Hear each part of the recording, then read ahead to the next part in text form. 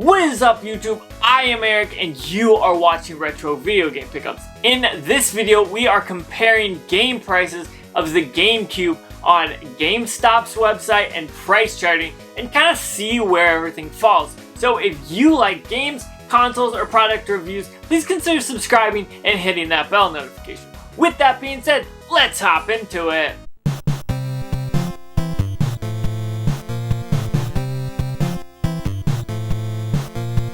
Okay, so I did a video of GameCube prices a while back, then I did a follow-up, and now I kind of wanted to see where does the GameCube stand when it compares to retail places that are actually selling it, and then actually like online stores and other things like that where the market would actually fluctuate more. So what I did in this video is I went on GameStop's website and I went on pricecharting.com and figured out how much the prices were. Now, I was gonna see what games I had in my collection, but then I realized, hey, they don't really have many games available on GameStop's website, so I just checked out the most popular ones, and that's what we're talking about today. Now, this were the most popular on GameStop's website, not my decision, not price charting, not anything like that. It just was what they had on their site first, and so that's what we're going to talk about. I noticed the prices were actually different in some cases by a lot, and so I wanted to talk about that as well. So I've got 9 games that I picked out from that top best matches, I guess, for GameCube games, and some of the prices are shocking and some aren't as much. So what I'm going to do is we will pull up GameStop's website, show you what the prices for that was, what it is on price charting, and then we'll kind of talk about it. Now, I want to say when you get GameStop games, it doesn't determine whether it's loose or complete or anything like that. So that is just purely a loose disc. That's what we're assuming. Everything coming from GameStop is a loose disc. Now, price charting obviously has loose, complete, and brand new. We're just going to talk about the loose and the complete when it comes to those games. So if you're interested in that, that's kind of how I broke it down. That's kind of how I normally do things is I think, okay, if it comes from GameStop, it's going to be bare bones, bare minimum. And then on the other side, you're going to know what you're picking up, basically. So let's go ahead and check out the first game. And the first game is Zelda 4 Swords, which is a GameCube game. Obviously, they're all GameCube games. But on GameStop's website, they had it for $35. Which, if you think about for a Zelda game, $35 isn't that much, and that's probably a pretty good price. Now, if you head over to price charting for loose, you also have $35, but if it's complete, it is $61. So almost double the price for a complete copy of that. Now, if you notice I have my phone out, I'm gonna make sure we get the prices and everything right. So that's why I have this out. But I will say that that's a pretty good price for Zelda 4 Swords. If you don't have it in your collection and you want to, $35 isn't that bad. Now, do I want a loose disc copy in my collection?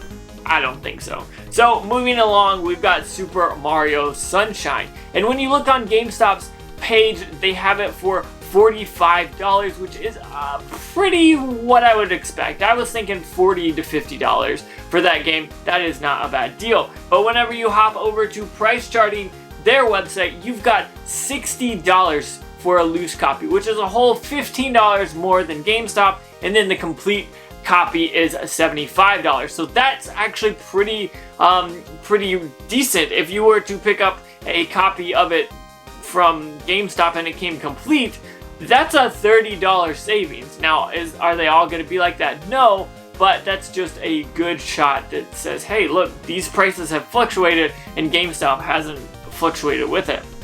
Now, the next game is Mario Kart Double Dash. Now, if you notice, these prices are about the same. That's because games that have that were produced a lot, the game prices don't fluctuate as much. And so Double Dash on GameStop's website is $50, and then if you head over to price charting as well, $50 loose and $65 for complete. That's a pretty good price that you would expect to pick up Double Dash for.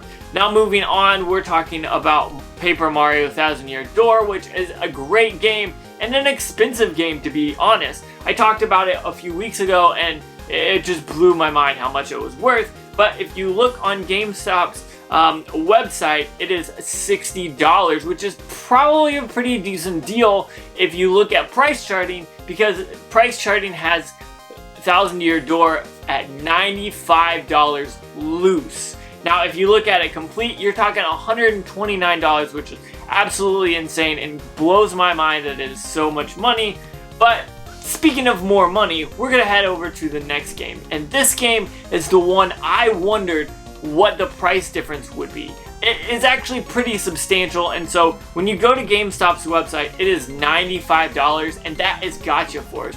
$95 for this game is probably pretty good. Now, would you want a loose copy? That's a different story. But if you head over to price charting, the game loose on price charting is $172. That is $77 difference, almost double of what it would be on GameStop's website if it's available. And then complete, this blew my absolute mind, $404. I figured this was like a $150 to $200 game. I did not anticipate Gacha Force to go up that much. That just, to me, is crazy. I don't have it in my collection, and I haven't been like seeking after it, so that to me is just amazing. Moving forward, we've got Zelda Wind Waker, an awesome game. You head over to GameStop's website, $45 there. That's not a bad deal for it, to be honest. But if you head over to Price Charting's website, $45 loose and $55 complete. So about $10 difference for the loose disc, and then a $20 difference for the complete version. So that is a pretty big deal there. Now, if you get Super Smash Bros. Melee on the GameCube, you're looking at GameStop, you're looking at $45, which is probably what I figured it would be. And then when we hopped over to price charting, we saw yet again $45 loose and $55 complete. That is no surprise. That game has been about that price, between $45 and $50 for years, it feels like now. The market for that one just doesn't fluctuate that much. Moving on to a game that looks like it is a Pokemon XD Gale of Darkness. Now, if you head over to GameStop's website, you're going to see it for $60, which is probably a pretty good price. To me, that seems expensive, but I can see why it would be going for that. And then when we moved to price charting, I saw the price charting loose was $76, and then if it's complete, $99. That's a pretty hefty price difference, either $12 for the loose copy or $39 or $40 for the complete copy. That is insane. And then rounding it all up, I figured let's talk about the game that's booming for the Nintendo Switch, but was released on the GameCube, and this is Animal Crossing. Now, when we looked at GameStop's website, we saw it for $35, and then we moved over to price charting. It was $35 loose as well, and then $58 complete. So either the same price or almost double for the complete version. So that is not a bad deal there. Okay, so those are all the games that I ended up picking out from the best match that GameStop had on their website.